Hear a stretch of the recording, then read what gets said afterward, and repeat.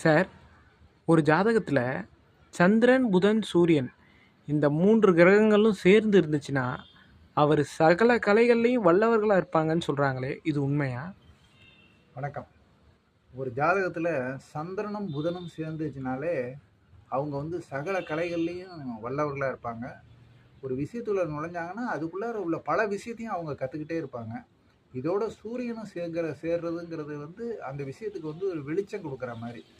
அதனால சந்திரன் புதன் சூரியன் மூணும் சேர்றது ரொம்ப விசேஷம். இதுக்கு உதாரண ஜாதகம் பார்த்தீங்கன்னா, டைரக்டர் டி ராஜேந்தர் ஜாதகம் பார்த்தீங்கன்னா, அவர் துலா லக்னத்தில் பிறந்திருக்காரு.